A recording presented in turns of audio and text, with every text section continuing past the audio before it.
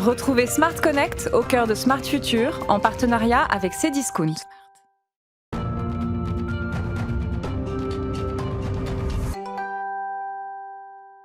Smart Connect, c'est notre rubrique consacrée aux mutations du e-commerce. On parle du paiement fractionné aujourd'hui avec Marc Lanvin, directeur général adjoint de Floa. Bonjour. Bonjour. Bienvenue, heureux de vous accueillir. Floa Bank qui appartient à BNP Paribas. C'est combien de clients aujourd'hui? Vous revendiquez combien de clients? Alors on revendique 3 millions de clients chaque année.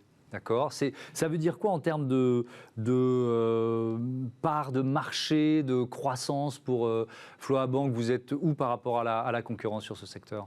Alors, Floa Bank, on a plusieurs activités. Ouais. On fait traditionnellement du crédit conso depuis les années 2000 et on est leader en France du paiement fractionné. D'accord. Donc les parts de marché, si on parle des cartes de crédit ou du marché du renouvelable, on a des parts de marché significatives qui sont de l'ordre de 10%. Et sur le paiement fractionné, on est leader. On fait un paiement fractionné sur 3 est opéré par Floa en France.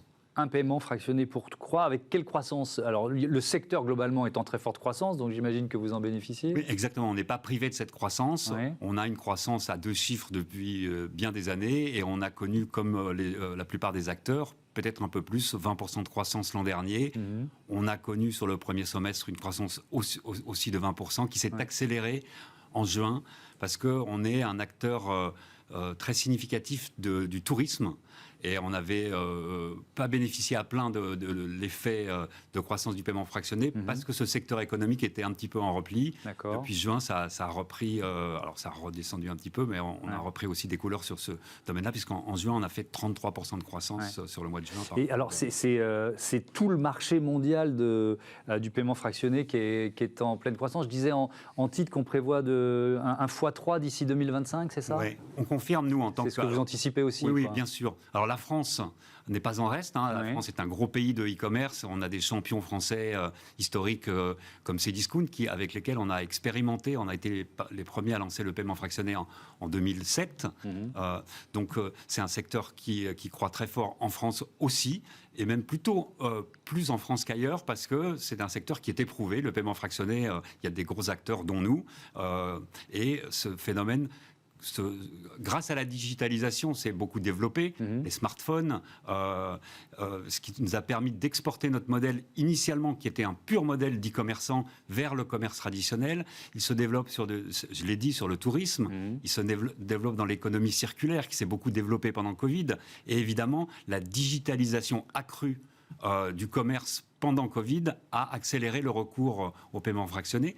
Nous, chez Floa, on publie chaque année, en tant que leader, on s'intéresse à fond à ce marché-là. On fait un petit observatoire du paiement fractionné avec Opinionway. Avant Covid, c'était 25% des Français qui disaient avoir opéré une opération en paiement fractionné. C'est 33% maintenant. Donc ça se développe aussi en France. Oui, donc c'est intégré, connu du grand public, mais quand même, je vais vous poser la question de base. C'est quoi la différence entre le paiement fractionné et le crédit à la consommation? Alors, il y a deux différences. On peut parler d'une différence réglementaire. Aujourd'hui, en Europe, dans le monde, le paiement fractionné, c'est sur une durée courte.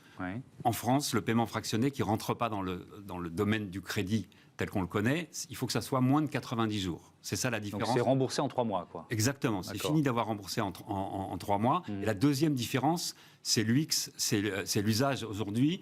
Le cahier des charges que nous fixent nos marchands partenaires, c'est que ça soit simple, que ça vienne enrichir l'expérience du client et donc qu'il n'y ait pas de frottement. Donc la grosse différence du paiement fractionné, c'est qu'il n'y a pas de formulaire, il n'y a rien à remplir. C'est aussi simple, le cahier des charges, il faut que ça soit aussi simple qu'un paiement en une fois. Ouais. Vous prêtez de 100 à 2500 euros remboursable en 3 mois, c'est ça? Oui, même en dessous. Ça peut même être en dessous, d'accord. Vous affichez un parcours de souscription ultra rapide, c'est moins de 2 minutes. Donc c'est ça, hein? C'est beaucoup moins de 2 minutes, c'est 200 millisecondes. C'est donc beaucoup moins d'une seconde. J'ai vu ça sur votre site, donc vous êtes modeste sur le site. C'est pour ça vous êtes modeste sur le site. Mais alors évidemment, et on doit vous poser la question souvent sur la question de l'endettement, du surendettement, il y a zéro vérification.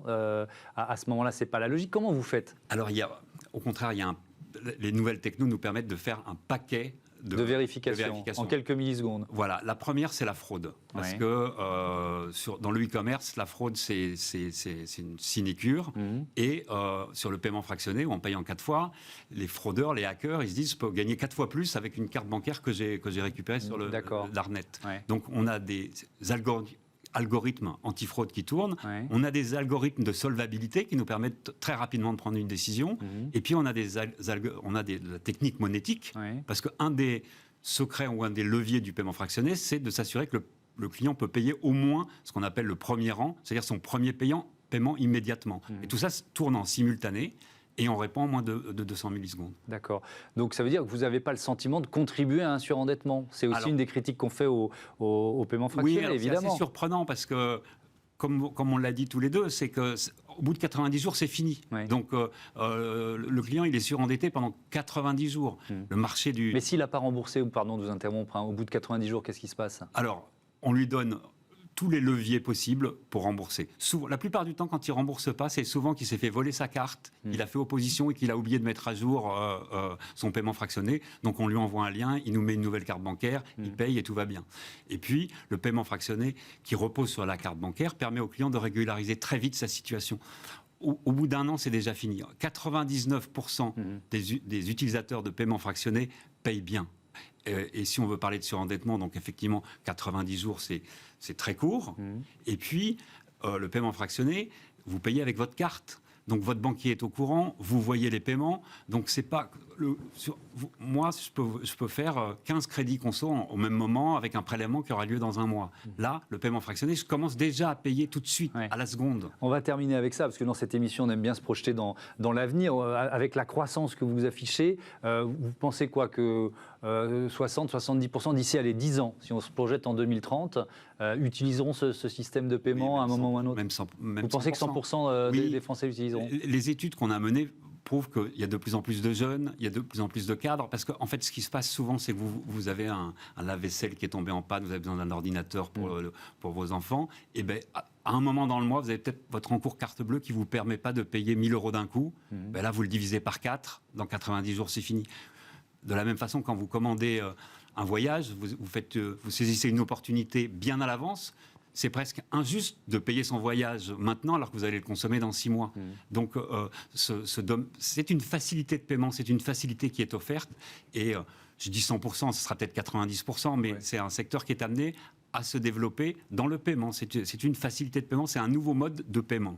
Merci beaucoup, merci Marc Lanvin, à bientôt sur Bismart. On marque une pause, on passe ensuite à Smart City, la ville intelligente. On va voir notamment comment les assureurs conjuguent le mot mobilité. À tout de suite.